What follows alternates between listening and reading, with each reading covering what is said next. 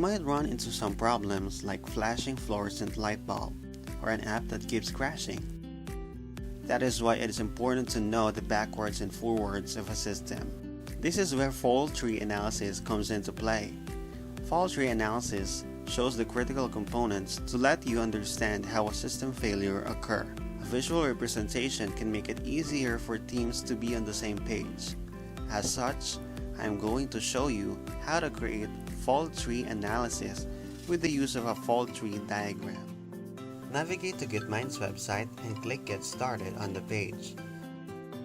To begin, click the New Flowchart button. This is basically your canvas for editing diagrams. On the left side, you've got shapes you need for fault tree diagram. Grab some shapes and resize or move it according to your layout.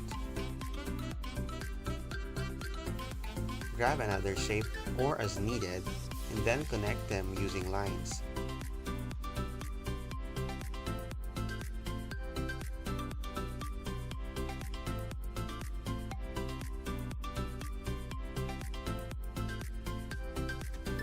At this point, identify the components of the system by adding text on each symbol.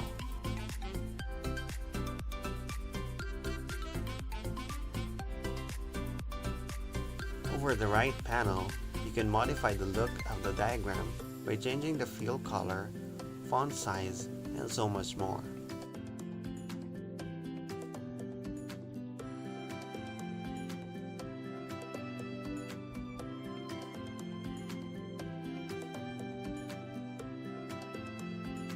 You can also share the map with someone and collaborate.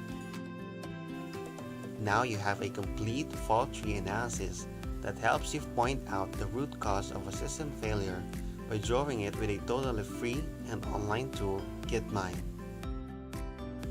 Thanks for watching this video on fault tree analysis, and don't forget to subscribe for more helpful tutorials.